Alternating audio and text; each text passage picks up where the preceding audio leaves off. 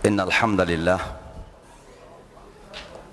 نحمده ونستعينه ونستهديه ونستنصره ونؤمن به ونتوكل عليه ونعوذ بالله من شرور أنفسنا وسيئات أعمالنا من يهده الله سبحانه وتعالى فلا مضل له ومن يضلل فلن تجد له وليا مرشدا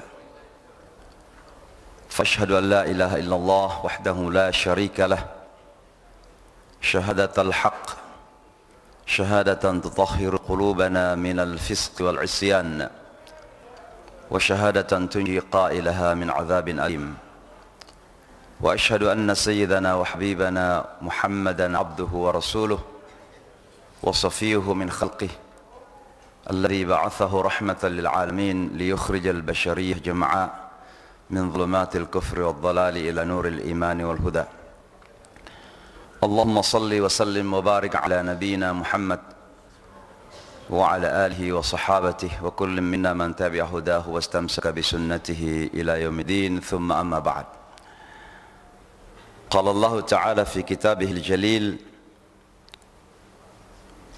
ادع إلى سبيل ربك بالحكمة والموعظة الحسنة وجادلهم بالتي هي أحسن. Sadaqallahul azim. Hadirin dan jemaah Jumat, dan jemaah subuh yang Allah muliakan, tentu sebuah kebahagiaan tersendiri saya bisa kembali ke Masjid Raya Bintaro ini. Sudah beberapa kali saya hadir di sini sebelumnya, tapi tetap mudah-mudahan pertemuan kita ini pertemuan yang diridhai oleh Allah Subhanahu wa taala, dan mudah-mudahan kehadiran kita ini dirahmati oleh Allah Subhanahu wa taala. Mudah-mudahan kebersamaan kita ini akan membersamai kita selalu dunia dan akhirat. Kita sama-sama di surga nanti insyaallah. Amin ya rabbal alamin. Tadi disampaikan judul tentang pesantren, tapi saya kira kalau berbicara tentang pesantren dalam sebuah kajian mungkin kurang terlalu pas lah. Nanti kita di akhir saja kita diskusikan tentang pesantren. Karena memang sekarang ini kami sedang menginisiasi dan sudah saya sampaikan beberapa kali sebelumnya juga tentang proyek pesantren kita di Amerika Serikat, dan alhamdulillah itu sudah kita jalankan. Lahannya 7,4 hektar, ada beberapa gedung dalamnya sudah kita renovasi dan mulai kita manfaatkan. Pada musim panas yang lalu kita ada program pesantren musim panas sementara kita lakukan, karena memang untuk membuka pesantren full ada beberapa persyaratan yang masih kita harus penuhi. Tapi mudah-mudahan dalam setahun, 2 tahun, mudah-mudahan bisa kita mulai melakukan pendaftaran pondok pesantren tersebut. Nanti kita lanjutkan di akhir ceramah kita nanti. Saya justru pada kesempatan ini ingin mencoba sedikit mengingatkan diri saya sendiri sebagai salah seorang hamba Allah dan putra bangsa tentunya, yang hidup di tengah-tengah jantung kapitalisme dunia. Banyak di antara bapak dan ibu yang sudah melakukan perjalanan ke luar negeri, dan tentunya tidak terkecuali ke kota New York. Kota New York itu kan orang mengenalnya sebagai kotanya dunia, karena di sana ada Wall Street. Kalau Wall Street lagi batuk-batuk, demam perekonomian dunia. Karena di sana ada PBB.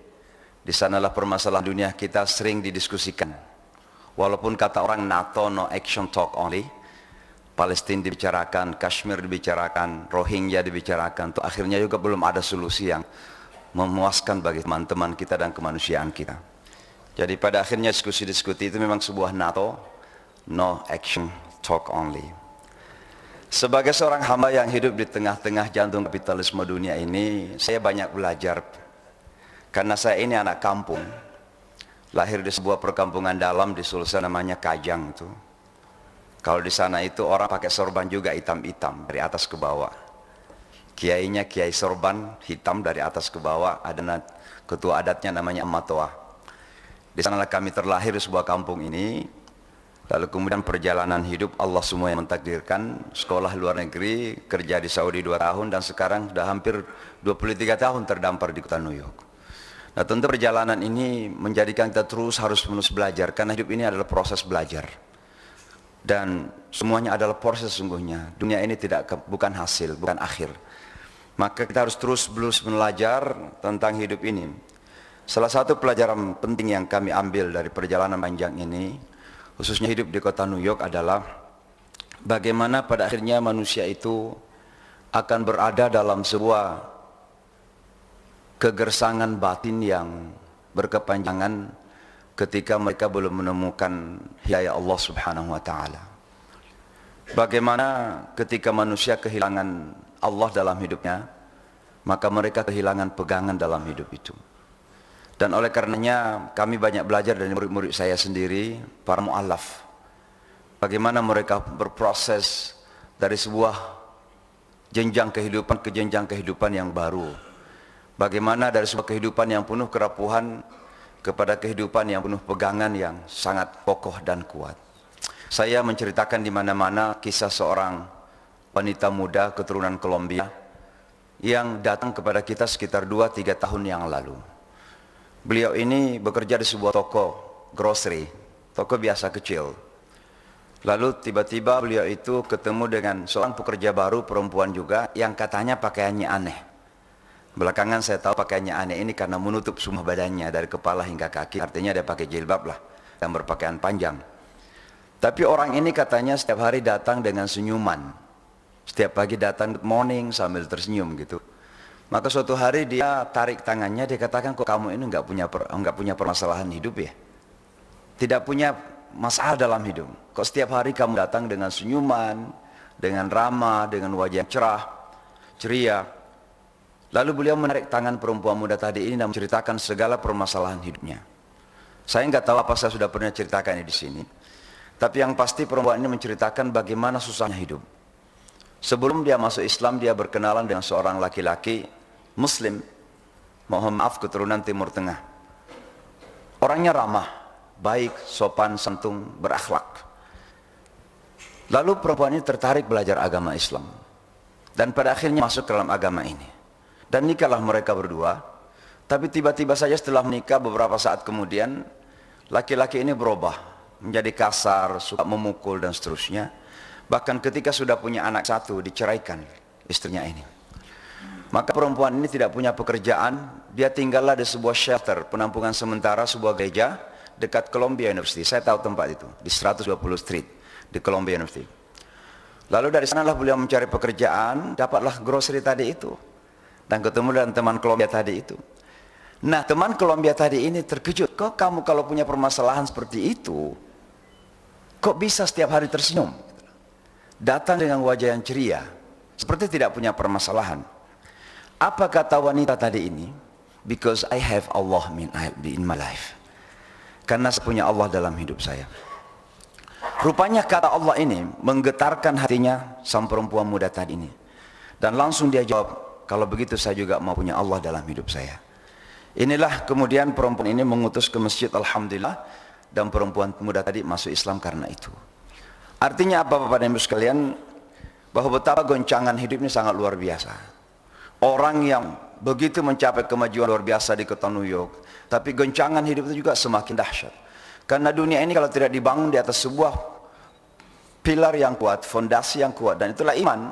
La ilaha illallah itu al-qaulul tsabit. Itu adalah statement yang sangat solid, fondasi yang sangat solid. Kalau dunia ini semakin kita tinggikan, tapi fondasinya rapuh, maka semakin goyah dunia ini. Dan itulah kita lihat keadaan realita kehidupan di dunia barat sekarang itu. Semakin maju, semakin banyak permasalahan mental yang mereka hadapi. Salah satu permasalahan di Amerika sekarang ini yang paling berbahaya adalah penyakit mental. Maka istri wali kota New York misalnya, tugas utamanya adalah menangani penyakit mental di kota New York. Karena bayangkan, 17 juta penduduk kota New York, itu lebih 3 juta mengalami penyakit mental yang kronis ini. Maka rumah sakit yang paling padat itulah orang yang sedang melakukan konsultasi mental, psikiatrik itulah. Pada dokter yang menangani psikiatrik problem yang mereka hadapi.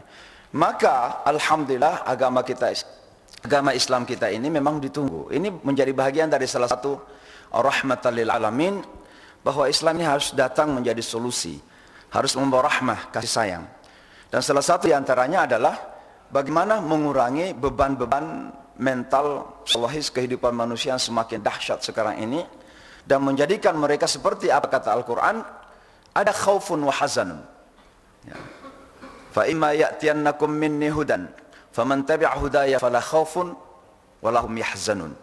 Nah, sebaliknya sekarang ini yang terjadi di dunia barat itu adalah apa yang disebut dengan khaufun wa hazan. Karena dua penyakit sangat berbahaya. Yang pertama adalah kekhawatiran yang tiada henti.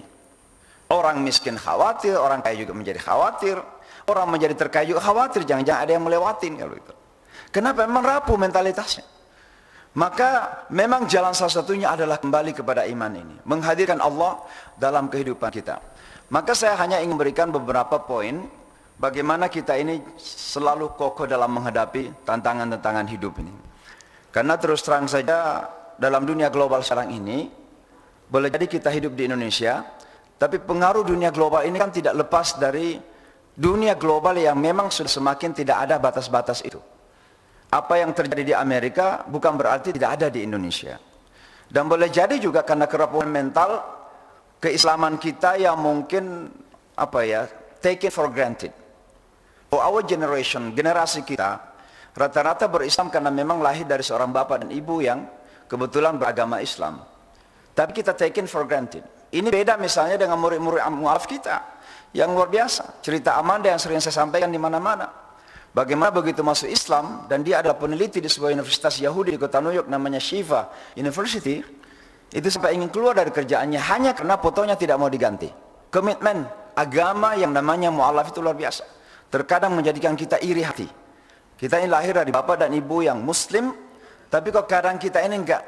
Mungkin kita sholat, mungkin kita puasa, tapi tidak ada internalisasi, disebut keimanan itu, sehingga menjadikan kita tidak betul-betul kokoh dalam keimanan itu. Beda dengan para mu'alaf kita. Maka saya kira menghadapi tantangan hidup yang sangat luar biasa ini, ada beberapa hal mungkin yang harus kita lakukan sebagai bekal. Yang pertama adalah kembali kita menyadari seperti tadi itu, bagaimana Allah menjadi sentra kehidupan kita. Tabarakalladzi biyadihil mulk wa huwa ala kulli syai'in qadir. Alladzi khalaqal mauta wal hayata liyabluwakum ayyukum ahsanu amala. Bagaimana kita menjadikan Allah itu sebagai sentra kehidupan, dan itu kita bisa lakukan ketika ketawa sebagai simbolisasi bahwa kebenaran harus berada di pusar kehidupan kita. Tawaf itu adalah simbol pergerakan hidup, perputaran hidup. Ya. Bagaimana dari perputaran hidup ini kemudian ada Ka'bah sebagai simbol holiness, sebagai simbol kesucian hidup. Dan Allah adalah pusat daripada kehidupan kita. Allah itu yang berada di pusat kehidupan kita di Indonesia, di Amerika, dan ini tidak perlu kemudian menjadikan kita berbeda ketika kita berganti tempat hidup. Saya selalu mengingatkan teman-teman imigran di Amerika, baik yang datang dari Asia Selatan, dari Afrika, dari Timur Tengah. Saya ingatkan bahwa Allah yang ada di negara-negara Anda dulu, itu juga Allah yang ada di Amerika. Dan Allah tidak pernah berubah. Dan ketika kita yakin bahwa Allah yang menjadi pegangan kita, maka disitulah kemudian kehidupan kita tidak akan berubah. Kita tidak akan diwarnai oleh situasi sekeliling kita. Dan mohon maaf, salah satu penyakit imigran di Amerika ini adalah terjadi cultural shock itu. Terkadang more Americans than Americans. Mereka sangat lebih Amerika dari Amerika sendiri. Baik tata cara sikapnya, cara pakaiannya dan sebagainya. Kalau bapak dan ibu jalan-jalan ke Queens di kota New York, di sanalah masjid kita namanya Masjid Al-Hikmah, Masjid Indonesia dulu diresmikan oleh Pak Tarmizi Tahir. Itu dekat dengan namanya Steinway Street. Steinway Street ini dikenal dengan kampungnya orang Mesir. Bukan Mesir, dari Timur Tengah lah. Banyak orang Arab di situ tinggal. Tapi di mana-mana nightclub, hookah. Orang yang minum-minum hookah itu. Nightclub Arab lah kira-kira begitu. Musik Arab di mana-mana gitu loh. Nah, artinya apa? Bahwa terkadang orang yang datang di Amerika ini melted. Menjadi hanyut ya. Kenapa? Karena kok nggak ada pegangan. Maka orang yang beriman itu betul-betul harus, Allah itu bukan slogan, betul-betul real dalam kehidupan kita. Kalau Allah kita pegangi, kita yang akan memberikan warna kepada kehidupan. Kita tidak akan diwarnai oleh kehidupan. Kita yang memberikan warna kepada kehidupan. Dan itulah yang terjadi. Bagi kami di Amerika Serikat sekali lagi, pasca 9/11, ini saya ulang lagi di mana-mana. Bagaimana beratnya menghadapi tantangan-tantangan yang luar biasa. Kenapa tidak berat? Amerika yang superpower dan merasa memang superpower, dan memang realitanya superpower dengan kekuatan militer, kekuatan ekonomi walaupun dibayangi oleh Cina sekarang ini, kok bisa kebablasan dan kebobolan gitu. Istilah saya selalu, nyamuk saya terbang di angkasa bisa ketahuan gitu. Kalau ini dua pesawat menabrak sebuah gedung, bukan sekedar tingginya menjadi penting, bukan karena tingginya, tapi itu simbol kapitalisme dunia. Maka ketika diserang dan dikatakan Islam yang menyerang, ya udah, Islam itu melawan falsafah hidup barat dalam kurung kemajuan, maka Islam itu melawan kemajuan dan modernitas, kira-kira begitu. Maka Islam menjadi bulan-bulanan gitu. Banyak teman-teman kita kemudian goyah. Salah satu di antaranya ada yang kemudian mengganti nama. Salah satu contoh yang saya berikan adalah beberapa bulan, ini sudah beberapa bulan setelah 9/11 itu, saya diundang ceramah di Princeton University di New Jersey.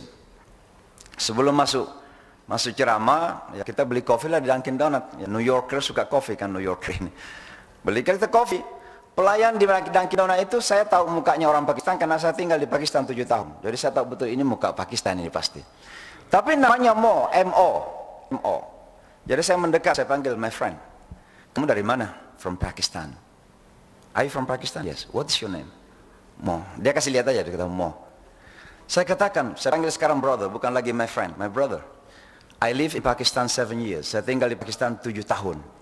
Saya tidak pernah menemukan nama orang Pakistan, nama Cina, saya bilang. Mo.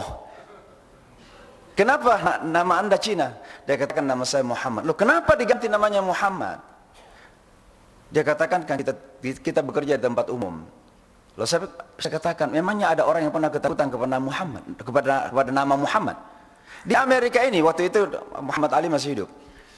Di Amerika ini ada nama Muhammad yang orang semua jatuh hati. Dan kenyataannya demikian. Ketika Muhammad Ali meninggal dunia, orang di pinggir-pinggir jalan banyak yang menangis. Loh, kamu kenapa ketakutan memakai nama itu? Dia katakan karena kita di tempat publik, jangan-jangan orang ketakutan datang atau bagaimana. Saya katakan, tidak ada orang yang takut kepada nama itu. Yang ketakutan itu Anda sendiri.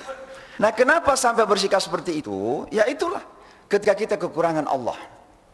Keyakinan kepada Allah kita ini setengah hati.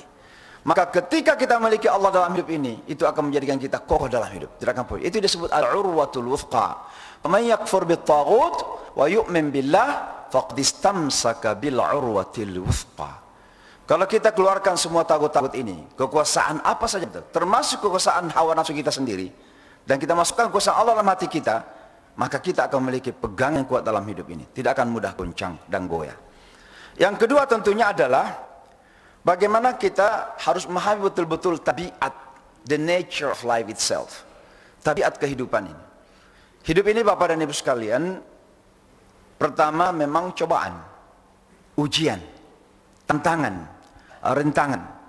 Sering saya mengatakan, kalau Anda sudah tidak mau lagi tertantang, tidak mau lagi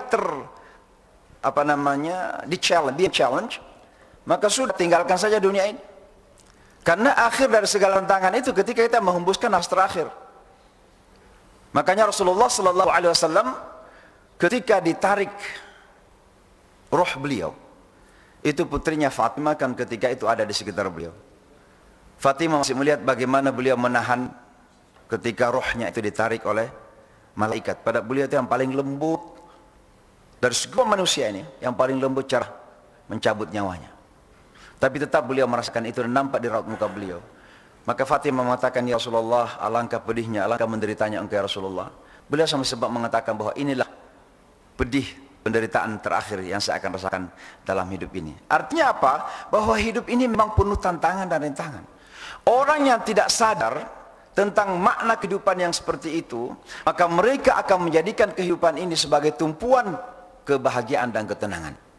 Dan ketika orang menjadikan dunia ini sebagai pilar fondasi kebahagiaannya, dia tidak akan pernah merasakan ketenangan dan kebahagiaan itu. Karena Rasulullah SAW mengatakan, "Laisa al-ghina an kathratil 'arad, walakinnal ghina ghina nafs." Yang namanya kepuasan itu bukan karena banyaknya yang kita miliki, tapi bagaimana kita mempersepsikan apa yang kita miliki di tangan kita. Saya di Amerika sering dikritik oleh teman-teman. Salah satu kritikan yang sering saya terima adalah karena saya ini mendorong komunitas muslim untuk maju, sukses dalam dunianya, dalam pendidikan berhasil, dalam ekonomi berhasil, dalam politiknya berhasil, dalam kehidupan sosialnya berhasil. Saya selalu mengatakan, saya ingin melihat ada Bill Gates di kalangan komunitas muslim ini. Lalu ada yang mengkritik, kamu mengajari orang jari materialistik ya? Saya katakan bukan. Materialisme itu bukan karena banyaknya kita miliki. Materialisme itu adalah sebuah faham. Ada orang yang tidak punya apa-apa tapi materialistik. Sebelum tidur duit, bangun tidur duit, keluar rumah duit, pulang rumah duit, duit melulu di kepalanya. Padahal nggak punya duit. Itu orang yang materialistik. Tapi ada orang, alhamdulillah Allah kasih, tapi dia faham itu amanah. Dia pakai untuk kebahagiaan dia dengan keluarga, dia pakai untuk kebaikan dunianya, sebagai mazra'atul akhirahnya. Itu bukan materialisme. Tapi yang terjadi di dunia barat sekarang ini, dan saya kira dalam banyak dunia, adalah menjadikan dunia ini sebagai tumpuan dalam kehidupan kita. Bahkan sudah menjadikan dunia sebagai tujuan.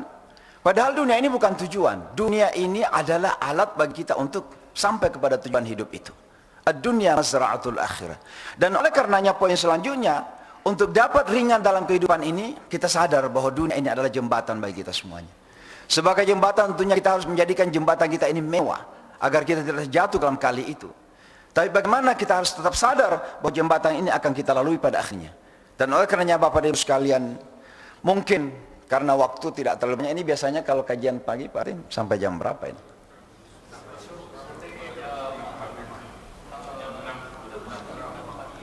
Oh 45, oh masih panjang. Baik.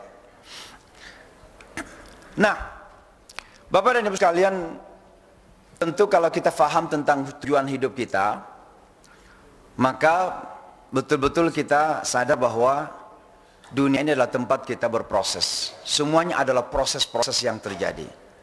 Jadi jangan kemudian pernah menentukan wajah hidup kita dengan proses. Karena itu hanya warna-warni yang berubah saja. Hari ini kita alhamdulillah on upper hand, berada di atas. We don't know what will be happening tomorrow. Kita nggak tahu apa yang akan terjadi besok hari kan. Karena kenapa dunia ini bergilir? Ya seperti yang saya katakan tadi, seperti tawa itu berputar. Seperti tawa itu berputar. Bagi yang kita melakukan sa'i juga demikian. Kita berputar dari Safa dan Marwah, tapi pada akhirnya menentukan itu kan Allah Subhanahu wa taala dalam hidup ini. Maka ketika Allah menentukan sesuatu, jangan kemudian kita menjadikan itu sebagai itulah sebuah keputusan ketika kita masih berada dalam kehidupan dunia ini. Karena itu adalah proses. Kapan sebenarnya kita bisa mengatakan bahwa kita termasuk orang yang beruntung? Itulah yang digambarkan oleh Al-Quran di surah Ali Imran. Ketika Allah mengatakan, A'udzubillahi minasyaitonirrajim, kullu nafsin dha'iqatul maut. Luar biasa ayat ini, banyak teman-teman yang bertanya-tanya, kok Allah bercerita tentang kesuksesan hidup, tapi dimulai dengan informasi, kullu nafsin dha'iqatul maut. Semua jiwa akan merasakan kematian. Loh kalau berbicara tentang kesuksesan, kenapa dimulai dengan penyebutan kematian? Semua jiwa akan merasakan kematian. Bapak dan Ibu, kata Al-Quran merasakan. Harus digarisbawahi kata merasakan itu. Karena betul-betul ketika sakaratul maut, dicabut, sekali lagi dicabut nyawa kita, betul-betul sebuah sesuatu yang harus dirasakan. Sama kalau saya minum teh ini, itu merasakan. Betul-betul merasakan. Dha'iqah dhauqun, rasa. Kenapa rasa? Karena luar biasa rasanya. Salah satu di antaranya ketika terjadi sakaratul maut, itu masa transisi yang luar biasa. Kita nengok ke belakang, nampak kalau suami meninggal, istri, anak-anaknya, nampak semua dunianya, ada mobilnya, rumahnya mewah, investment yang banyak, nampak di belakang. Begitu nengok ke belakang, ke depan, mulai terbayang siratnya, mulai terbayang mahsyar, mulai terbayang neraka di bawah, di seberang sana ada surga. Sementara dia masih setengah-setengah persiapan untuk menjalani semua itu. Itu sudah beban mental yang luar biasa. Apalagi juga ketika akan diperpisahkan antara jasad dan ruh yang sudah dipersatukan sedemikian lama. Saya sering memberikan contoh sebagai ilustrasi. Suami istri yang sudah menikah puluhan tahun, 20 tahun, 30 tahun, 40 tahun. Karena tiba-tiba satu dan lain hal, tiba-tiba harus cerai. Pada saat dia berkelahi, pada saat dia bertengkar, betul-betul marah. Tapi ketika dia sudah pisah, dia akan merasakan sesuatu, kehilangan. Itulah akan terjadi ketika berpisah antara roh dan jasad kita. Maka yang namanya kematian sesuatu yang betul-betul kita rasakan. Apalagi ketika menjauh kita dicabut itu. Dari ubun-ubun kita ketika kecil ada yang lembek di situ, dan setelah kemudian nyawa akan dicabut. Dan mulai kehidupan akan meninggalkan atraf, dari ujung kaki, dari ujung tangan. Coba ke rumah sakit, sentuh tangannya orang yang sakarat, pasti tangannya dulu yang dingin karena kehidupannya udah mulai Bapak dan Ibu sekalian, Al-Quran mengatakan kullu nafsin dha'iqah al-maut. Wa innama tuwaffawna ujurakum yawmal qiyamah. Kamu hanya akan diberikan pahlamu sempurna di hari kiamat nanti. Saya sering mengatakan kepada teman-teman imigran di Amerika sekali lagi, before coming to the United States, sebelum datang ke Amerika, Anda mendengar Amerika is a land of dreams, pulau impian. Silahkan bermimpi terus, saya bilang. Bermimpilah setinggi langit. Tapi jangan pernah bermimpi bahwa mimpimu akan terpenuhi dalam kehidupan dunia ini. Karena mimpi kita hanya akan bisa terpenuhi ketika kita sudah meninggalkan dunia ini. Oleh sebab itu surga yang akan memenuhi impian kita. Lakum fiha ma tashtahi anfusukum wa lakum fiha ma tad'un. Segala syahwat, segala keinginan akan ada di surga nanti. Mau sate padang ada. Ada murid mualaf saya namanya Carissa. Kebetulan dia itu buta setengah. Jadi orangnya sensitif. Jadi satu ketika datanglah di kelas menangis gitu. Loh, kenapa nangis? Padahal biasanya orangnya ceria, walaupun dia buta setengah, nggak bisa melihat gitu. Dia bilang kucingnya baru mati. Jadi sangat sedih sekali kucingnya mati. Maaf, dia punya anjing sebelum masuk Islam dan dia pelihara terus anjing itu sampai dia mu'alafum, anjingnya masih pelihara. Loh, kenapa?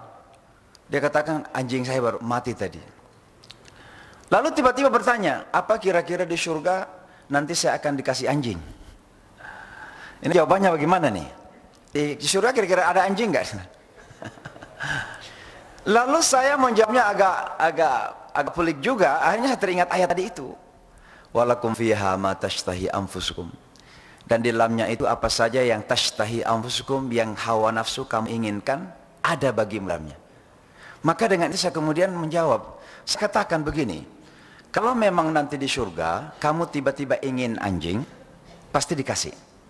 Karena itu Allah mengatakan lakum fiha ma tashtahi anfusukum. Kalau tiba-tiba kamu ingin, syahwa itu kan keinginan, tashtahi, apa saja yang kamu inginkan ada gitu. Jadi kalau di surga nanti tiba-tiba kamu ingin anjing, kamu akan dikasih. Cuma masalahnya saya masih belum yakin apa kamu nanti mau anjing atau tidak di surga itu. Jadi Bapak dan Ibu sekalian, Al-Quran mengatakan wa innama tuwaffawna wujurakum yaumal qiyamah. Di dunia ini subhanallah kita bangun pagi, pulang malam-malam, semua impian kita ingin cari, tapi belum tentu bisa terpenuhi. Dan kalau kita sudah memiliki apa yang kita inginkan, ternyata impian masih ada yang lebih tinggi. Karena what we want, no limit. Yang kita maui dalam dunia ini nggak ada batasnya. Walaupun kebutuhan kita punya batas. Kita itu kebutuhannya satu piring saja makannya. Tapi maunya makan seabrek itu. Lebih banyak lagi. Terkadang kalau kita ke pesta, kita ambil karena keinginan, syahwat, kita ambil. Padahal kemampuan kita makan cuma itu aja. Nggak dimakan malah. Dan itulah manusia. Maka dunia ini tidak akan pernah habis. Nanti di akhirat baru Allah akan memberikan kepuasan kepada kita. Oleh karena itu Allah mengatakan sekali lagi, innama tuwaffawna ujurakum yaumal qiyamah. Lalu Allah mengatakan, faman zuhziha 'anil nar. Maka siapa yang diselamatkan dari api neraka, wa udkhilal jannah, dan dimasukkan ke dalam surga. Pertama diselamatkan baru masuk surga. Kenapa? Karena kalau kita hitung-hitung jujur, kita nggak akan selamat nih. Jangan menyangka karena salat 5 waktu, jangan menyangka karena salat tahajud lalu kemudian kita akan masuk jaminan. Oleh karenanya jangan pernah kita seolah-olah kalau kita sudah bangkit salat 8 rakaat tambah 3 rakaat, 3 witir rakaat, lalu sudah kunci surga di kantong kita. Terkadang karena itu menjadikan kita kemudian merasa kita yang lebih hebat dari yang lain dan menjadi jaminan surga. Berhati-hati. Allah yang kemudian menyelamatkan pertama kali kita dari neraka, baru bisa dimasukkan ke dalam surga. Kenapa? Kalau hitung-hitung dosa kita jauh lebih banyak. Dosa itu ada yang aktif, melanggar perintah, tidak melakukan perintah, melanggar yang dilarang, itu aktif. Tapi ada yang pasif, apa? Oksigen yang kita hirup keluar masuk ini saja kita nggak syukuri kok. Dikasih, bayangkan, Bapak dan Ibu ke rumah sakit, oksigen satu botol itu berapa gitu bayarnya. Ini kita gratis ini. Tidur pun masih menghirup, tapi ngucapin alhamdulillah aja enggak gitu loh. Luar biasa dosa kita kepada Allah kalau Allah itu enggak Maha Rahman kepada kita. Maka jangan pernah merasakan masuk surga karena amalnya gitu. Maka Al-Quran mengatakan faman zuhziha 'anil nar, siapa yang diselamatkan dari api neraka dulu baru masuk dalam surga, faqad faz, itulah orang yang beruntung. Maka Bapak dan Ibu sekalian, poin saya adalah kalau kita bisa menjadikan falsafah dasar hidup kita ini bahwa orientasi kehidupan kita adalah akhirat, maka insya Allah kehidupan kita dalam dunia akan jauh lebih mudah. Kalau kita jadikan orientasi hidup kita di akhirat, maka jalani hidup ini terus menerus, goncangan hidup ini laluin, tapi orientasinya adalah akhirat kita insya Allah Ta'ala. Kalau itu orientasinya, apapun warna kehidupan kita di sini, insya Allah pada akhirnya akan kita tersenyum. Bapak dan Ibu, orang seperti inilah yang menjadikan seorang mantan tentara Amerika masuk Islam. Jadi dia bertugas di Afghanistan beberapa tahun, 2 tahun atau 3 tahun. Afro-American, ini baru-baru. Datanglah ke kita, dia bilang, saya mau masuk Islam. Sudah belajar Islam. Dia ragu, rupanya belum membaca. Loh, saya tanya alasannya apa? Saya sering bertanya kepada orang kalau masuk Islam, saya tanya dulu alasannya. Karena saya juga pernah menemukan, ada orang Amerika mau masuk Islam hanya karena kenalan dengan wanita muslim. Jadi I have to make sure. Ya. Saya tanya alasannya apa? Kamu belum belajar kok mau masuk Islam? Dia mengatakan, I'm an army, saya ini army, saya ini tentara, dan saya pernah tugas di Afghanistan. So what happened? Apa yang terjadi? Diceritakanlah bagaimana dia berteman dengan keluarga, seorang keluarga Afghanistan yang sangat sederhana, rumahnya dari tanah liat. Air bersih susah, anaknya pun mandi berhari-hari susah, makan susah, minum susah. Tapi keluarga ini kok nampak seperti tadi itu, selalu tersenyum, kuat, tidak pernah mengeluh. Akhirnya ketika pulang dari Afghanistan, dia orang New York, orang Brooklyn, dia perhatikan kehidupan yang serba wah di kota New York itu. Gedung-gedung menjulang tinggi. Kita di sana minimal bisa makan 3 hari lah, minum kopi juga berkali-kali, makan bagel juga berkali-kali, nggak apa-apa lah gitu di kota New York gitu. Tapi dia bilang banyak orang yang homeless, kayak sakit mental. Kita naik ke subway, orang kadang tersenyum sendiri, ketawa sendiri. Kenapa terlalu banyak orang sakit mental di sini? Padahal kehidupan berguna seperti itu. Akhirnya dia sadar bahwa ternyata kehidupan itu bukan ini yang sesungguhnya. Ada sesuatu yang lebih dari ini. Dan itu yang menjadikan merenung lama, dia bilang, merenung berbulan-bulan, kalau nggak salah 3 bulan dia katakan pulang dari Afghanistan. Merenung, apa sih tujuan hidup ini? What is the nature of life? Dan itu yang menjadikan dia mengambil kesimpulan bahwa dia perlu mengikuti agamanya orang di Afghanistan itu. Dan dia masuk Islam gara-gara itu. Jadi Bapak dan Ibu sekalian, kalau kita memiliki orientasi hidup karena akhirat, maka sekali lagi kita akan lalui kehidupan ini dengan begitu enteng. Tentu banyak hal yang bisa kita sebutkan, tapi yang lain adalah, Bapak dan Ibu sekalian, jangan pernah berhenti bersyukur. Syukuri terus yang ada. Karena sesungguhnya syukur itu sebuah kalimat, sebuah kata yang sederhana dan populer, tapi begitu dalam maknanya. Secara agama, kata syukur itu menjadi substansi keagamaan kita. Artinya apa? Segala sesuatu yang kita lakukan dalam agama ini muaranya kepada kesyukuran. Sehingga sebagian ulama mengatakan, wa ma khalaqtul jinna wal insa illa liya'budun. Tidaklah saya menciptakan jin dan manusia, kata Allah, kecuali untuk liya'budun, untuk beribadah. Kata liya'budun itu sebagian ulama menerjemahkan dengan kata liyashkurun, untuk bersyukur kepadaku. Dan itu kemudian diterjemahkan oleh Rasulullah sallallahu alaihi wasallam ketika istrinya terkagum-kagum. Rasulullah nabi dan rasul, maksum, tidak berdosa, pasti orang yang paling kuat imannya dan paling bertakwa. Tapi kok beliau itu diwajibkan sholat malam oleh Allah. Hari-harinya banyak yang dipakai untuk berpuasa. Beliau baik kepada semua orang. Sering saya mengatakan, beliau dikatakan sahirun, kadzabun, majnun, ahli sihir, pendusta, orang gila. Tapi nggak pernah ngata kasar balik kepada orang. Selalu lembut kepada orang. Tapi kok masih beribadah seperti itu? Dijamin masuk surga. Kalau Rasulullah nggak masuk surga, nggak ada orang pun yang masuk surga. Karena beliau orang pertama yang akan masuk surga. Maka istrinya bertanya, ya Rasulullah, kenapa engkau lakukan semua ini? Sampai kelihatan bekas sujudnya, lututnya kelihatan karena sujud lama. Istrinya begitu terkagum. Aisyah bertanya, jawaban beliau bukan karena saya Rasul, jawaban beliau bukan karena saya yang paling bertakwa, tapi jawaban beliau yang populer itu adalah, afala akunu abdan syakura. Tidakkah saya seharusnya menjadi hamba yang bersyukur? Maka orang yang beriman itu adalah semakin kita merasa insya Allah dekat kepada Allah, jangan kemudian semakin merasa lebih suci, tapi justru merasa lebih bersyukur kepada Allah. Syukur itu artinya tawadhu kepada Allah subhanahu wa ta'ala. Seraya selalu menambah. Karena syukur itu require penambahan. La in syakartum la azidannakum. Jadi kalau merasa ada iman, bersyukur artinya tambah iman itu. Merasa ada Islam, bersyukur tambah keislaman kita. Itu artinya kesyukuran. Maka dalam agama pun kesyukuran itu menjadi substansi. Demikian pula kehidupan kita ini. Tidak ada orang yang akan merasakan kepuasan hidup kecuali dengan adanya kesyukuran itu. Saya pernah mengulangi di mana-mana, ada 2 orang terkenal di Amerika itu kan bunuh diri. Yang pertama namanya Anthony Bourdain. Salah seorang anchor di CNN, Path Unknown nama acaranya itu, Path Unknown. Jadi dia melalui makanan, dia keliling seluruh dunia, sudah pernah makan sama Barack Obama, dengan Presiden Bill Clinton, macam-macam, sampai kepada orang-orang pinggir jalan. Dia makan makanan orang Afrika, semuanya lah, karena memang itu acaranya di CNN, dihormati pada bidangnya, terkenal. Tapi kok pada akhirnya bunuh diri.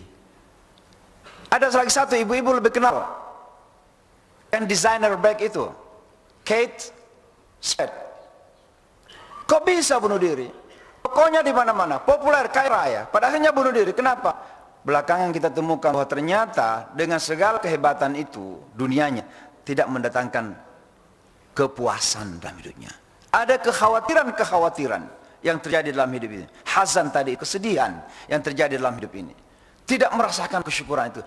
Maka alhamdulillah orang beriman itu selalu bersyukur. Bersyukur itu artinya bukan lemah. Bukan berarti kalau saya miskin, ya udah miskin, bersyukur. Bukan begitu.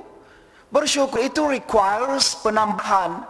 Orang bersyukur itu akan semakin kuat berusaha. Tapi ketika mendapatkan, dia syukurin. Merasa puas dengan itu kesyukuran. Maka Bapak dan Ibu sekalian, kalau kita ingin tenang dalam hidup ini, hadirkan selalu kemampuan untuk bersyukur dalam hidup kita ini. Allah Subhanahu wa ta'ala menyampaikan kepada kita, dan saya kira kita sebagai bangsa besar di Indonesia ini, mari kita renungi ayat ini sekali lagi. La in syakartum la azidannakum wa la in kafartum inna adzabi lasyadid. Allah Subhanahu wa ta'ala memberikan kesempatan kepada saya pribadi jalan-jalan ke banyak negara. Mungkin dari New Zealand, saya pernah ke sana waktu teman-teman kita dapat musibah, sengaja saya ke sana mengunjungi mereka. Saya dari New Zealand sampai diberikan kesempatan jalan-jalan ke Eropa, negara yang paling barat. Pernah ke Afrika lah, Allah berikan saya kesempatan. Saya selalu mengatakan, sejauh-jauh saya berjalan ini, di banyak negara, semakin membanggakan saya tentang negeri saya sendiri, Indonesia ini. Karena Indonesia ini negara yang sangat hebat, negeri yang sangat hebat, sumber daya alam yang sangat luar biasa. Saya selalu kasih contoh yang kecil-kecil, makanan di mana-mana, khusus untuk ibu-ibu ini. Ibu-ibu itu sangat inovatif, ibu Indonesia. Ya. Masak beras, jadi nasi. Nasinya basi, dikeringkan. Yang kering itu digoreng, jadi kerupuk. Setelah jadi kerupuk, dikasih gula merah lagi. Jadi kue dia. Itu kan luar biasa inovasinya. Terkadang kita nggak menemukan di negara manapun. Artinya apa? Makanan saja itu tidak ada yang bisa menyaingi keenakan, kelezatan masakan Indonesia. Tadi saya menyebutkan masakan Padang tuh, sudah masuk UNESCO kan? Nanti sebentar lagi akui Malaysia kalau nggak masuk UNESCO. Luar biasa makanan kita ini. Dan kalau kita mengatakan Indonesian cuisine, Indonesian food, kan dari Aceh sampai Papua. Saya baru pulang dari Papua kemarin. Dari Aceh sampai Papua itu luar biasa macamnya gitu, ragamnya. Kalau dikatakan Indian food, ya udah kari, roti, chapati, paratha, ya itu. Kalau dikatakan Turkish food, ya kebab, ya itu makanannya. Tapi kalau Indonesian food, mau coto Makassar, mau soto Betawi, kalau di Makassar kan nggak ada sapi, makanya jadi coto, ada capi pak. Kalau di Betawi ada sapi, makanya jadi soto Betawi kan gitu. Mau kongro, mau palu basa, mau palu ara, ada semua kan. Luar biasa Indonesia ini. Apalagi orangnya, mohon maaf, tentu yang paling penting dari sebuah bangsa adalah orangnya, SDM-nya. Kita Indonesia ini nggak kurang-kurang Bapak dan Ibu sekalian. Bukan kesombongan, tapi adalah self pride. Kita harus punya izzah, rasa mulia dengan itu. Orang Indonesia kita ini, bangsa mungkin bisalah kecil-kecil secara postur tubuh, tapi insya Allah otaknya encer-encer.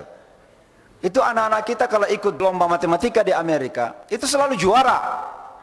Siapa yang tidak kenal Pak Habibie? Pak Habibie dulu itu mau dibeli Amerika sebelum berhasil dia King Kaparto untuk pulang ke Indonesia. Kan luar biasanya beliau. Maka Indonesia ini negeri yang sangat luar biasa Bapak dan Ibu sekalian. Mari kita syukuri negeri kita ini. Apalagi yang terpenting saya sebagai putra bangsa yang tentunya memang di luar negeri sebagai muslim yang tugasnya bagaimana kita menyampaikan Islam ini.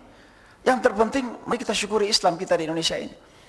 Kita adalah negara muslim terbesar dunia gitu loh. Jangan sampai kita tidak ambil tanggung. Ini tanggung jawab.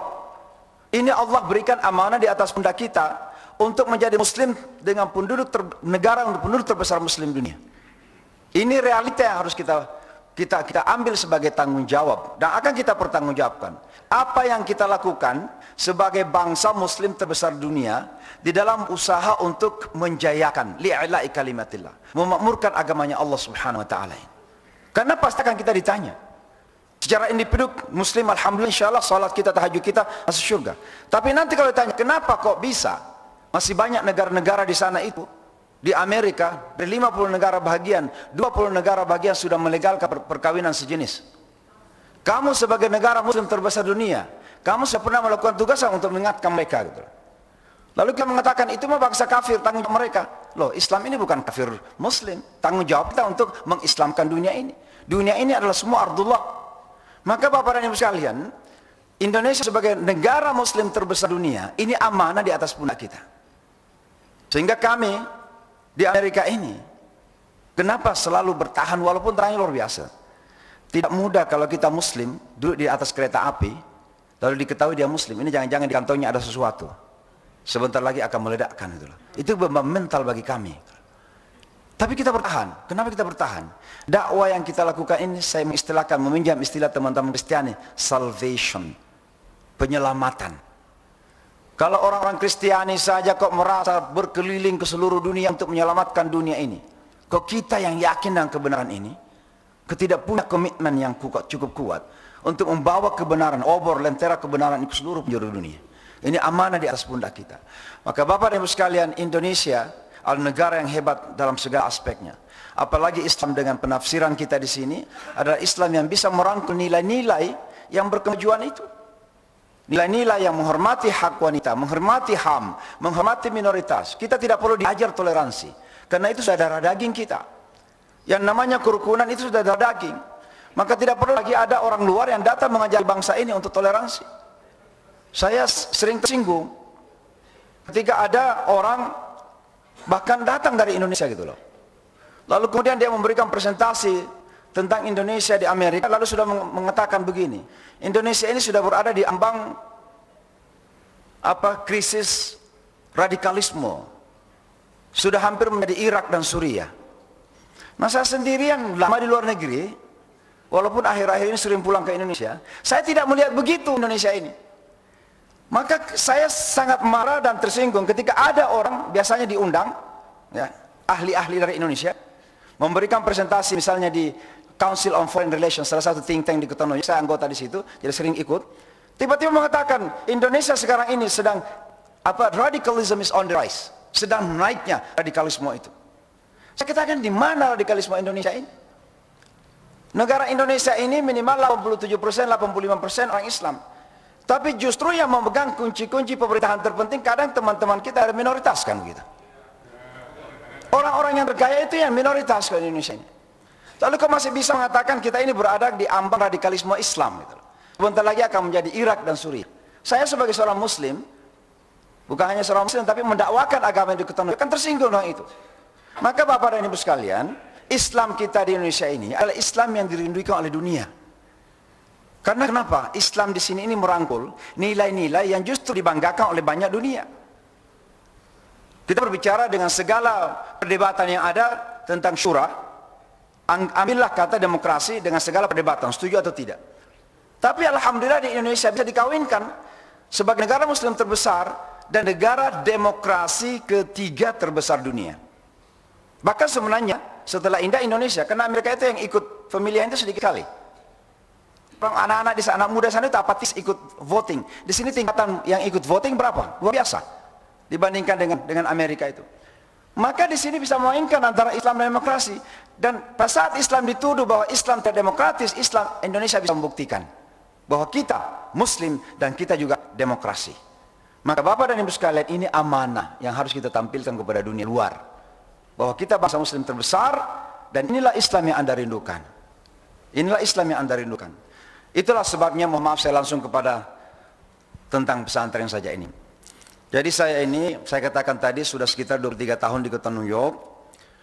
Pertama datang menjadi imam di Masjid Indonesia yang dibangun, yang diresmikan yang saya katakan tadi, Pak Tarmizi Tahir, kakak Ardin yang tercinta almarhum,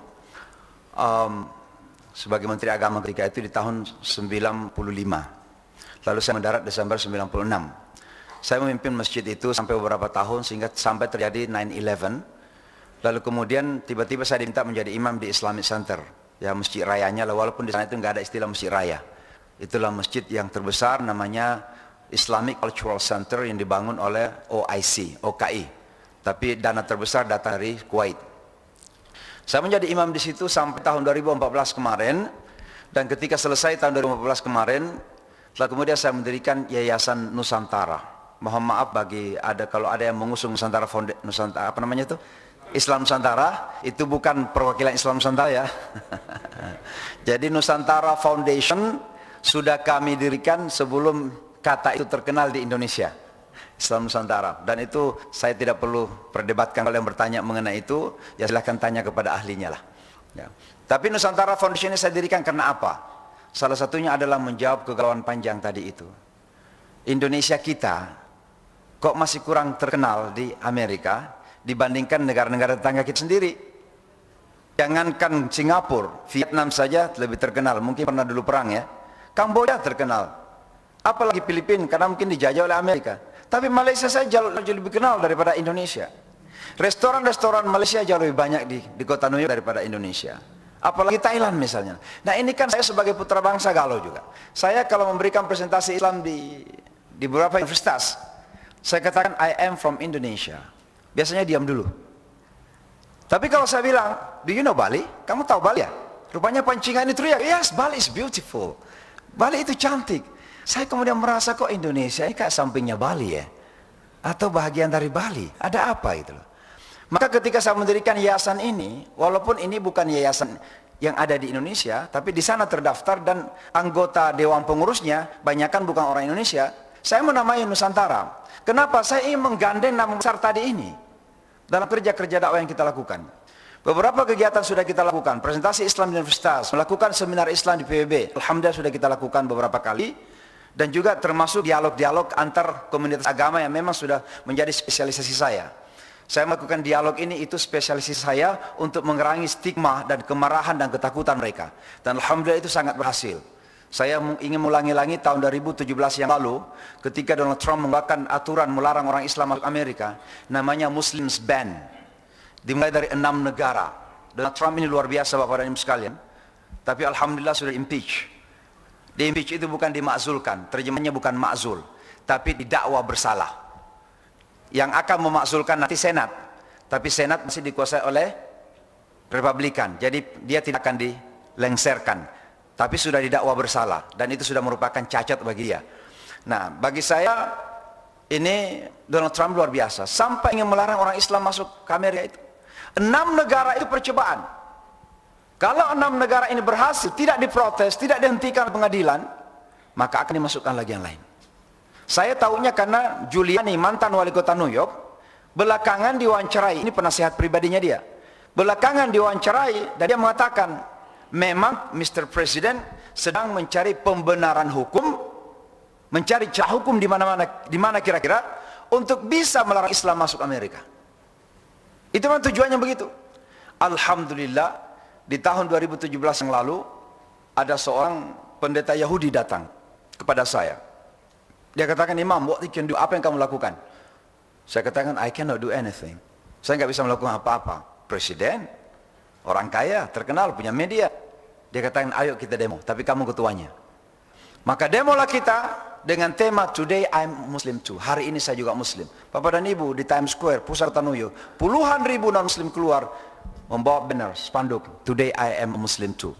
Anda mau melarang orang Islam, larang dulu saya. Itulah hasil dari dialog-dialog yang kita lakukan. Maka Nusantara Foundation ini melakukan dialog banyak. Bapak dan Ibu, tapi akhirnya kena waktu, baru kemudian 2 tahun terakhir ini, saya sebenarnya ingin mendirikan Mu'alaf Center. Tiba-tiba Allah memberikan jalan kepada saya menemukan sebuah lokasi tidak jauh dari kota New York, 2 jam antara Boston dan New York, namanya Connecticut ya, negara bagian Connecticut. Kami menemukan sebuah lahan luas, di dalamnya sudah ada gedung-gedung, dulu bekas sekolah swasta, tapi tutup. Sayangnya kemudian disewakan ke peternakan ayam sekolah itu, menjadi peternakan. Peternaknya bangkrut, lalu kemudian dijual ke kita. Kita membelinya. Lahannya 7,5 hektar, 7,4 sebenarnya hektar, ada gedung-gedung tua yang sudah kita renovasi. Alhamdulillah pesantren kita ini sudah berfungsi, tapi belum pesantren full time, masih pesantren misalnya musim panas, karena ada beberapa fasilitas yang kita perlukan. Nah Bapak dan Ibu, saya kembali ke Indonesia ini keliling, mensosialisasikan. Sosialisasi saya terpenting tujuannya adalah ingin supaya bangsa ini tadi itu merasa bertanggung jawab juga. Saya ingin 10 tahun yang akan datang, 20 tahun yang akan datang, bahkan ketika saya sudah meninggal sekalipun, insya Allah pesantren ini akan dicatat sebagai sumbangan Indonesia untuk kerja dakwah kita di dunia internasional. Makanya mohon doanya, mohon juga dukungannya, mudah-mudahan ini berhasil insya Allah. Dan saya selalu mengatakan ini bukan candaan tapi realita.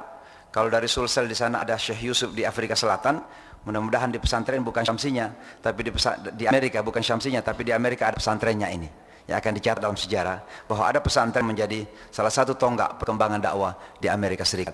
Saya kira demikian Bapak dan Ibu sekalian, mohon doa, tantangan bagi kami masih sangat berat, karena sekarang ini di dunia barat politisi-politisi radikal, white supremacy sedang naik-naiknya. Kemenangan Perdana Menteri Inggris itu demikian. Ya, maka itu kan satu ideologi dengan Donald Trump. Makanya dia keluar dari Uni Eropa karena ada kemarahan kepada imigran.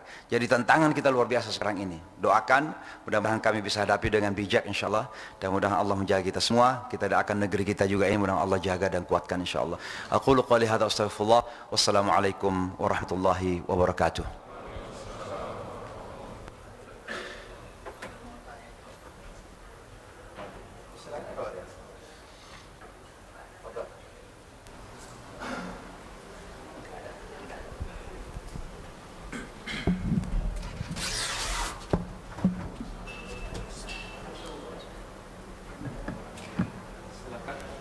Bapak yang angkat bertanya, ibu-ibu juga silakan.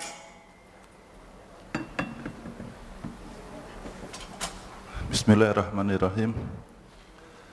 Ya, kami mengetahui bahwa sistem kehidupan di Amerika itu suatu yang liberal, dan aktivitas dalam Islam itu sebaiknya dilakukan dengan efektif dan efisien dalam koridor Al-Quran dan Sunnah. Bagaimana melakukan hal yang sedemikian itu di tengah dengan kondisi kebebasan yang dianut oleh Amerika? Kayak kita berada dalam satu mutiara di tengah lumpur. Terima kasih. Wassalamualaikum Assalamualaikum warahmatullahi wabarakatuh. Ada beberapa Pak jalan yang coba kita ambil, dan ini memang yang namanya metode dakwah itu kan terus berproses, inovatif sifatnya. Substansinya tetap kita berdakwah di Indonesia sama apa yang kita dakwakan, tapi metodenya boleh berbeda karena lingkungannya beda. Maka sekali lagi yang namanya metode harus terus kita pelajari. Makanya para ustadz itu jangan main bulldozer. Cara dakwahnya di Saudi disamakan dengan di Amerika, tidak akan klop, tidak akan kena. Ya, kita harus inovatif dalam hal ini. Dan itulah yang kami pikirkan terus. Kami berjalan sambil belajar gimana cara menyampaikan Islam ini secara baik pada masyarakat yang seperti ini. Tentu yang pertama tadi ini adalah harus ada self confidence. Sebab tantangan luar biasa. Tantangan atau ujian, tantangan atau cobaan, atau apa, temptation itu apa sebenarnya? Temptation, godaan. Ya. Berdakwah di Amerika ini ditantang, ada tantangan, tapi godaannya juga banyak. Dan kalau kita tidak punya self confidence, tidak punya fondasi, kita akan goyah. Bisa terbawa arus, atau juga sebaliknya kita menjadi down karena merasa tidak mampu melakukan. Maka self confidence itu betul-betul harus kita tinggikan. Sama Nabi, ketika diuji, kamu mau jadi raja, kami jadikan. Mau ngawinin wanita yang paling cantik, kita dapatkan wanita yang paling cantik. Kamu mau jadi orang kaya, kita jadikan kamu paling kaya. Apa kata Rasulullah? Kalau mereka letakkan matahari tangan kananku, bulan tangan kiriku, saya tidak akan tinggalkan tanggung jawab ini.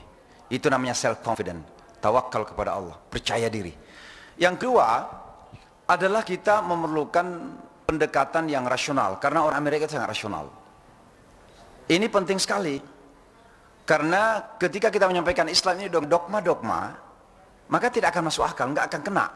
Jangankan kepada non-muslim, anak-anak kita saja, kalau kita sampaikan dengan cara yang dogmatis, anak-anak kita semakin jauh. Banyak anak muda yang jarang lagi ke masjid, malas datang ke masjid. Saya tanya kenapa? Yang saya dengar cuma marah-marah saja. Yang saya dengar cuma nyalahin saja. Saya ini nggak akan masuk surga katanya.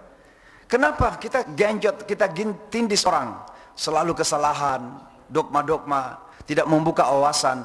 Maka menyampaikan Islam bagi masyarakat Amerika ini memerlukan rasionalitas. Ya.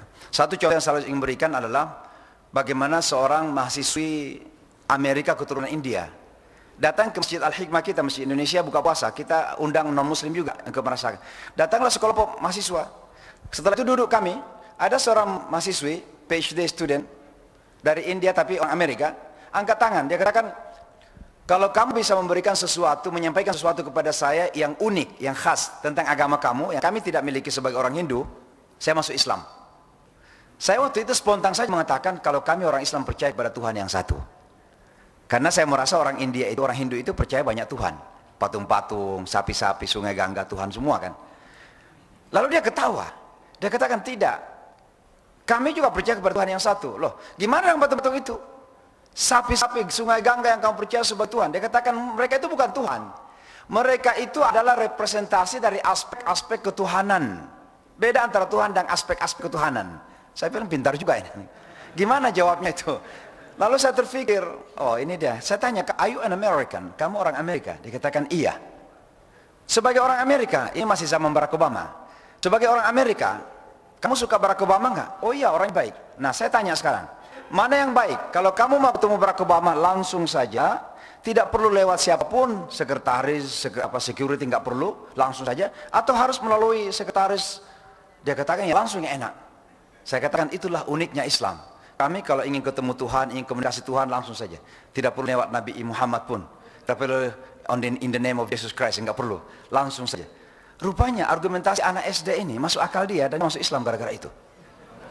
Artinya apa? Logika gitu. Logika berpikir. Dan Islam ini Bapak dan Ibu, itu dari segi logika dan rasionalis tidak ada kalahnya. Yang menjadi saksi itu Karen Armstrong. Ahli agama-agama yang paling terkenal di dunia kita sekarang yang namanya Karen Armstrong dari Inggris. Saya satu panggung dengan dia dan dia mengakui itu. Satu panggung berdialog tanpa moderator. Dia tanya ke saya tanya ke dia. Salah satu pertanyaan yang saya tanya ke dia, kalau agama-agama itu makanan, kira-kira makanan siapa yang paling enak? Karena dia ahli semua agama. Makanan Hindu, makanan Buddha, makanan Yahudi. Dia katakan saya masih belajar resepnya, dia bilang. Pintar dia.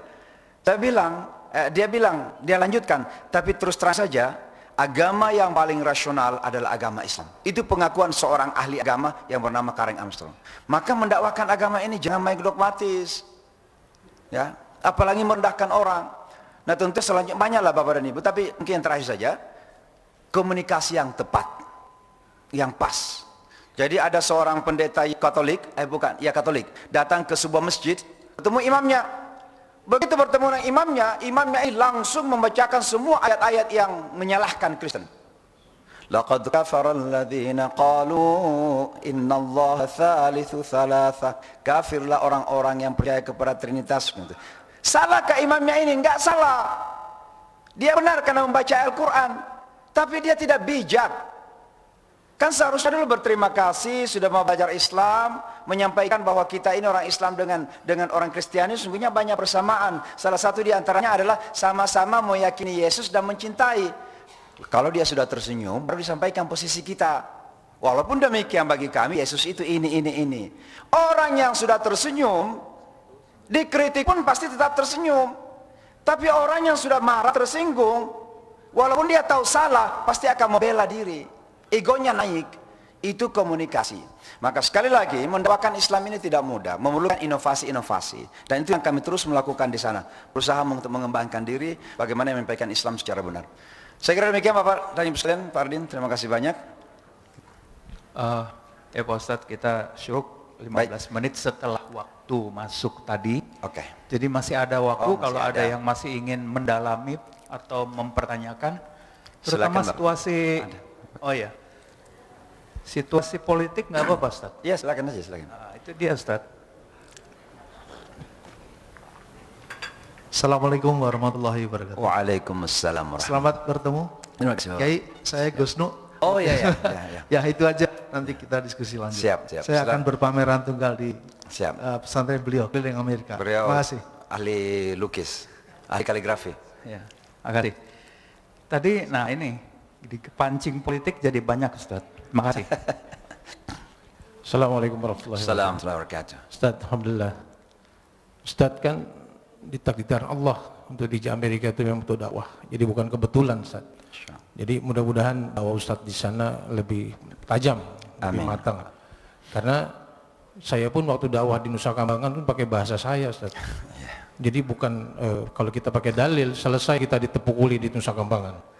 Kenapa Ustadz? Saya bilang sama mereka, coba kok bisa nggak tahan hari ini buang air besar, saya bilang. Nggak kuat bang, 1 hari aja. Nah begitu aja kau udah lemah. Jadi Allah maha besar, saya bilang sama dia. Begitu pula kita waktu di Irian, kalau kita pakai dalil, mereka ketawa Ustaz. Tapi karena Islam itu Islam bersih, saya suruh wudhu mereka. Kita suruh wudhu, bawa Islam wudhu, rajin, bersih, luar biasa rupanya. Bapak, Islam ini wangi dan bersih. Begitulah taktik dari dakwah. Karena kalau dakwah kita pakai semua pakai akal pikir kita, tidak menyesuaikan lingkungan, sudah pasti kita akan dapat. Tapi Ustaz kan sangat berat. Karena di Amerika sendiri mereka orang-orang yang luar biasa gitu. Jadi berdakwah mereka juga Ustaz mungkin agak luar biasa.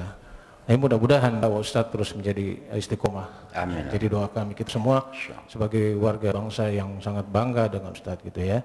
Karena memang bangsa kita ini luar biasa, lebih luas, lebih hebat. Bahkan semua orang belajar agama di Indonesia Ustaz. Kita bangga ya. Alhamdulillah. Itu Assalamualaikum warahmatullahi wabarakatuh.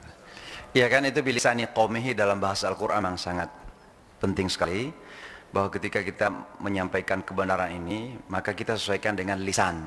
Lisan itu bukan hanya bahasa oral saja, bukan bahasa lisan yang kita kenal, language, tapi dalam hal kultur, budaya, perilaku, karakter. Karena begini, Amerika ini kan begini Bapak dan Ibu, saya belajar dari Ustadz Adi Hidayat, salah satunya yang saya pelajari dari beliau, begini. Kata kebajikan dalam Islam ini kan beberapa tingkatan. Kebajikan yang paling bawah itu kan namanya thayyib. Artinya baik secara fisik dan material. Makanya kalau tanya orang Arab, kaifal hal? Ana thayyib, itu artinya secara fisik dan material. Kalau kita tingkatkan lagi, mental, spiritual, karakter, perilaku, akhlak, itu namanya khair. Maka kalau kita tanya orang Arab, kaifal hal? Dia jawab, ana bi khair, itu artinya lebih tinggi lagi. Nah, tapi ada lebih tinggi lagi, dan ini rupanya sudah dianut oleh banyak orang non-muslim juga, di dunia barat khususnya. Apa namanya? Ma'ruf. Jadi ketika karakter kebaikan, karakter kemanusiaan itu menjadi sebuah budaya dalam kehidupan, maka itu namanya ma'ruf. Wal takum minkum ummatun yad'una ilal khair wa ya'muruna bil ma'ruf. Maka tingkatan ketiga yang tertinggi. Jepang kita lihat bagaimana disiplin, bagaimana sopannya, bagaimana bersihnya. Nah itu kan bagian dari kebajikan Islam yang sudah menjadi budaya mereka. Nah ketika kita mendakwakan Islam di Amerika, maka ini kita kedepankan nilai-nilai positif seperti ini. Islam itu tidak datang menghilangkan budaya yang sudah baik pada orang. Makanya alhamdulillah ketika Wali Songo datang, Islam datang ke Jawa dan dikembangkan Wali Songo, maka dia tidak menghilangkan tradisi Jawa dan kultur Jawa yang sudah baik. Keyakinannya yang kemudian dirubah tuh. Tapi ada praktek-praktek budaya yang masih dipertahankan, lalu kemudian filsafahnya dirubah, lalu kemudian menjadi Islam. Demikian juga kami lakukan di Amerika ini. Ini bilisani qaumihi. Maka memang menyampaikan Islam itu tidak datang kemudian main bulldozer, hilangkan budaya orang, karakter orang. Justru Islam mengatakan innama bu'itsu li utammima. Kata utammima itu artinya hal-hal yang sudah positif dipertahankan dan dikembangkan, bukan dihilangkan lagi. Yang positif sudah dipertahankan. Jangan karena budaya lokal, lalu kemudian kita terpengaruh dengan budaya ini, kan kita ada budaya luar, kita mengatakan ini enggak Islami, padahal sudah Islami sungguhnya. Misalnya orang Jawa punya budaya sungkeman, itu kan falsafahnya hormat kepada orang tua kan. Wabil walidaini ihsana, bahasa Al-Qur'annya. Cuma caranya sesuai dengan budaya mereka kan begitu. Nah orang Korea misalnya begini, ya orang Jepang begini, ya itu kan budayanya begitu. Tapi bagi orang Saudi mungkin akan mengatakan itu penyembahan. Enggak, bagi budaya mereka penyembahan barangkali, tapi bagi orang Korea kan bukan. Itu artinya menghormati orang. Maka sekali lagi ini bilisani qaum ini penting kita untuk perhatikan. Wallahu a'lam. Terima kasih Pak. Assalamualaikum warahmatullahi wabarakatuh. Assalamualaikum warahmatullahi wabarakatuh. Ustaz, tadi katakan bahwa Ustadz merasa tersinggung kalau dikatakan Islam Indonesia itu Islam yang keras, Islam yang radikal. Ustadz saja di luar tersinggung, harusnya apalagi kami yang di sini. Tapi kayaknya kami ini selemah-lemah iman karena didengungkan oleh pemerintah begini sebenarnya. kita bisa lihat perkembangan Islam di Indonesia itu bukan bertambah, Ustaz, berkurang. Persentasenya sekarang tinggal 83%. Artinya tambah lama tambah habis. Kalau kita tidak bergairah untuk meningkatkan ini, habislah Islam di Indonesia. Bisa-bisa seperti Filipina. Dulu Filipina itu hampir 100 dibuat demikian, dimulai dicoba, disingkirkan, diam saja. Malah kayak Ustadz bilang tadi, ma'ruf itu yang paling tinggi, ma'rufnya pun udah masuk ke sana, ma'ruf aminnya. Jadi kita ini sebenarnya bagaimana sebenarnya? Ustadz sebagai yang dari luar mungkin bisa melihat, sedangkan kami di dalam ini banyak yang udah buta hatinya. Demikian, Assalamualaikum warahmatullahi wabarakatuh. Assalamualaikum warahmatullahi wabarakatuh. Ya, 83% ini kalau kita ambil tanggung jawab kita dengan baik, insya Allah Indonesia akan menjadi negara muslim yang kuat dan solid ke depan. Saya kira tetap kita optimis, Pak. Ya, jangan dikembangkan pesimisme itu, karena saya melihat Indonesia punya potensi. Ya, memang ancaman ada di mana-mana itu. Turki itu juga terancam, dan Turki itu bahkan beberapa kali kan berusaha dikudeta si Erdogan itu. Kemudian di pinggiran-pinggiran Turki itu akan sengaja dibuat sebuah kekacauan, lalu kemudian akan ada kekacauan-kekacauan yang terjadi antara Suriah dan Turki, diperbenturkan antara Suriah dan Turki. Lalu kemudian sekarang Iran misalnya diserang dan seterusnya. Jadi tantangan ada di mana-mana gitu. Tapi intinya adalah kembali kepada kita, bagaimana melihat potensi kita ini, dan kemudian dengan potensi itu kita ambil tanggung jawab. Saya kasih contoh pada Ibu. Alhamdulillah, kata syariah sekarang ini sudah begitu positif. Tidak saja di kalangan umat Islam, tapi justru banyak non-muslim sekarang ini melihat potensi syariah itu begitu besar. Saya kemarin ketemu dengan Pak Imam besarnya Istiqlal, Ustadz Nazaruddin, karena sama-sama dari satu kampung di sana. Lalu tiba-tiba ada tamu. Nah, beliau ini tamunya dari kalangan non-muslim. Rupanya tamu-tamu ini ingin menyampaikan sebuah proposal kepada beliau bahwa tamu-tamu ini akan mendirikan perusahaan syariah, dan termasuk akan merambah kepada membantu bagaimana memudahkan proses pelaksanaan haji dan umrah. Luar biasa kan? Artinya apa? Ada potensi besar di bangsa ini. Tapi tantangan bagi kita umat Islam, apakah kita akan cepat menangkap potensi-potensi yang ada itu, atau justru orang lain cepat menangkap potensi-potensi yang ada itu? Saya baru-baru ini mengekspos salah seorang anak dari kota New York yang katanya mendirikan perusahaan besar di kota New York, dan kemudian membuka perusahaan syariah juga, bahkan didaftarkan di kota New York, namanya Syariah Indonesia LLM atau apa gitu. Nah, saya melakukan penelitian kecil-kecilan, saya temukan ternyata, mohon maaf, itu tidak terbukti, tidak ada faktanya, tidak ada realitanya. Dan baru kemarin saya ketemu dengan beberapa orang yang sudah mulai ditipu di sini.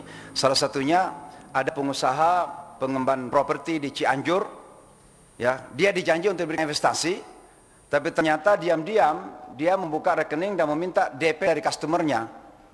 Saya bilang sama pemilik properti ini, ketemu saya di hotel, saya kata laporkan ini, karena ini sudah penipuan, saya bilang. Dan ternyata anak ini melakukan operasi bisnis di Indonesia, tidak ada terdaftar di OJK, tidak juga di BKPM, di Kementerian Keuangan dan sebagainya gitu loh. Tapi justru foto-fotonya sama pejabat-pejabat Indonesia. Karena terkadang pejabat kita ini begitu ada kata Amerika, buah besar gitu. Nah gitu. Jadi maksud saya adalah di negeri kita ini banyak potensi, Pak. Mohon orang Islam di Indonesia ambil tanggung jawab, ambil alih potensi itu. Kita berada di depan ini. Kalau tidak, memang orang lain akan mengambil, karena mereka itu, mohon maaf, mereka melihat peluang itu. Kenapa di Mekah kok banyak produk itu Cina punya?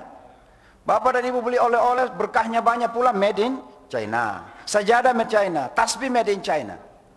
Karena mereka lihat peluang itu, sementara kita diamkan peluang itu. Maka peluang bisnis di Indonesia ini luar biasa, dengan halal, dengan syariah. Kenapa kita tidak cepat menangkap peluang-peluang itu? Makanya kan sekarang saya dengar baru-baru ini ada peresmian apa syariah apa gitu, menara syariah apa, gitu kan. Nah, jadi saya kira umat Islam yang harus proaktif lah. Rasulullah sallallahu alaihi wasallam mengatakan ada dua nikmat yang dimana manusia banyak yang lalai. Yang pertama kesehatan, yang kedua kesempatan. Kesempatan. Dan dari dulu kita kehilangan kesempatan itu. Dari dulu. Oleh sebab itu, mari kita betul-betul Bapak yang ahli bisnis cepat tangkap peluang yang ada itu. Jangan sampai diambil orang lain. Bapak yang di bidang apa saja tangkap semua peluang itu. Kita harus menangkap semua peluang itu. Karena ini adalah negeri ini akan banyak sesuai dengan warna kehidupan umat. Kalau umat maju, maju negeri ini. Kalau umat belakang, terbelakang negeri ini. Dan oleh karenanya jangan pernah umat ini kemudian dibenturkan dengan kebangsaan. Saya selalu mengatakan begini, kita di Indonesia bisa menjadi muslim yang terbaik dan menjadi bangsa Indonesia yang terbaik. Dan jangan pernah mau dibenturkan. Jadi jangan lagi ada pemecah belahan. Ada daerah yang radikal, ada daerah yang moderat. Kalau Sulsel masuk yang radikal katanya, Aceh masuk yang radikal katanya, Sumatera Barat yang masuk radikal katanya. Loh kok bisa seperti itu? Ada yang radikal, ada. Saya kira jangan kita dibenturkan. Umat Islam ini tidak bisa dipisahkan dari bangsa ini. Orang yang berusaha memisahkan Islam dan umat dari bangsa ini tidak tahu sejarah dan buta sejarah. Dan itu adalah melemahkan bangsa ini. Disengaja atau tidak, ketika umat Islam dimarginalkan, maka yang akan termarginalkan adalah negeri Indonesia itu sendiri. Maka Indonesia, bangsa umat Islam harus berada di garda terdepan, membangkitkan umat, sekaligus membangkitkan bangsa ini. Karena sekali lagi warna bangsa ini akan diwarnai oleh umat Islam kita di Indonesia. Wallahu a'lam bishawab. Iya. Masih ada? Kelihatannya tidak ada. Mohon izin Ustadz kalau boleh. Tadi Ustadz menyebut pesantren Nusantara di Amerika. Ini banyak yang belum tahu. Kalau mau memberikan kontribusinya, karena ini juga bagian dakwah kita, ya insya Allah nanti di akhirat kita punya saham di Amerika misalnya, tapi di pesantren gitu. Nah ini kira-kira silakan. Iya, jadi Bapak dan Ibu ada di Nusantara Foundation itu terdaftar secara resmi di Indonesia di Kementerian Hukum dan di Kementerian Sosial. Jadi bisa disalurkan lewat Nusantara Foundation di Indonesia. Nanti Nusantara Foundation kemudian akan menyampaikan kepada Nusantara Foundation di Amerika, karena dua entitas yang berbeda. Nah, ada nomor rekening oleh teman-teman kita di belakang bisa nanti menyampaikan di Mandiri, Mandiri Syariah, BNI Syariah dan seterusnya itu ada di situ. Memang kami rasakan bahwa ketika rupiah kita dolarkan itu menjadi kecil. Tapi saya bukan kuantitasnya dulu. Saya ingin melihat berkah dan semangat keislaman kita di Indonesia ini bangkit untuk ikut mengambil bagian dalam dakwah global kita. Jangan kita merasa bahwa tanggung jawab kita hanya di lokalitas saja, tapi tanggung jawab kita dalam dunia global sekarang ini global sifatnya. Karena apa yang terjadi di Amerika akan kena kita juga di Indonesia. Dan apa yang terjadi di Indonesia itu akan dampaknya. Di mana ini namanya barrier, batas-batas antar negara itu semakin minim. Maka yang namanya tanggung jawab dakwah global, mudah-mudahan itu menjadi semangat kita juga di sini. Itu yang saya ingin bangkitkan. Bahwa Indonesia harus berada di garda terdepan untuk menyampaikan Islam yang didirukan oleh dunia. Maka sekali lagi kalau insya Allah ingin berkontribusi, ada flyer yang disampaikan oleh teman-teman di belakang, ada nomor rekeningnya di situ, bisa ditransfer. Insya Allah mudah-mudahan Allah Subhanahu Wa Taala menerima sebagai bagian dari amal jariah kita, dan mudah-mudahan itu menjadi satu labin, satu batu bata untuk kebangkitan Islam di Amerika Serikat. Wallahu alam. Ya alhamdulillah Ustadz, dolar kemarin malah melemah Ustadz di sini. Jadi biasanya 14.000 lebih, sekarang udah 13.600. Nah, jadi turun 500 poin malah. Baik ke jamaah sekalian, nanti juga ada rekening Amerikanya. Jadi ada rekening Indonesianya. Jadi bagi bapak ibu-ibu yang punya putra putri, mungkin punya teman atau family di Amerika, bisa transfernya ke rekening Amerikanya dalam bentuk dolar tadi. Sekaligus saya undang, silakan Bapak dan Ibu kalau berkunjung ke Amerika, khususnya di daerah East, bagian East, kontak kami, silakan jalan-jalan ke pesantren. Kalau mau nginap di pesantren juga silakan, sudah ada penginapan yang siap daripada nyewa hotel mahal-mahal. Dari pesantren kita dekat Boston, dekat New York tentunya, dekat Connecticut. Memang mau ke apa namanya waterfall itu, Niagara juga enggak terlalu jauh. Mau shopping ke Hariman juga, yang biasa shopping ke Hariman juga nggak terlalu jauh. Ya, jadi silakan, kita bisa, apalagi kalau musim panas, tempat kita itu cukup indah, di bukit-bukit ada Connecticut River, macam-macam lah di situ, itu sangat indah sekali. Jadi kami undang, silakan berkunjung. Sekarang ini kan lagi naik ada namanya wisata halal. Silakan melakukan wisata halal ke Amerika, nginap di pesantren kita insya Allah. Terima kasih Pak Ustadz. Kita mohon Pak Ustadz doa Pak Ustadz. Doa untuk kita semua dan doa untuk supaya keberhasilan dakwah. Allahumma Ustadz amin. juga. Silakan. Baik Bapak Ibu sekalian, mari kita tutup majelis kita dengan doa. Mudah-mudahan Allah memberkahi dan merahmati kita semua. Allahumma amin. Alhamdulillah rabbil alamin, hamdan yuafi ni'amahu yukafi mazidah. Ya Rabbana lakal hamd wa lakal syukur kama yanbaghi li jalali wajhikal karim wa 'azimi sultanik. Rabbana zalamna anfusana wa illam taghfir lana wa tarhamna lanakunanna minal khasirin. Rabbana faghfir lana dhunubana wal walidina warhamhum kama rabbawana shighara. Allahumma ighfir jami'al mu'minina wal mu'minat wal muslimina wal muslimat al ahya'i minhum wal amwat. ربنا آتنا من لدنك رحمة وهيئ لنا من أمرنا رشدا اللهم يا من بيده الخير كله فقنا لما تحبه وترضى ربنا آتنا في الدنيا حسنة وفي الآخرة حسنة وقنا عذاب النار بفضل سبحان ربك رب العزة عما يصفون والسلام على المرسلين والحمد لله رب العالمين. Kita tutup dengan doa kafaratul majlis. Subhanakallahumma wa bihamdika asyhadu an la ilaha illa anta astaghfiruka wa atubu ilaik. Assalamualaikum warahmatullahi wabarakatuh. Ya, insyaallah bagi Bapak Ibu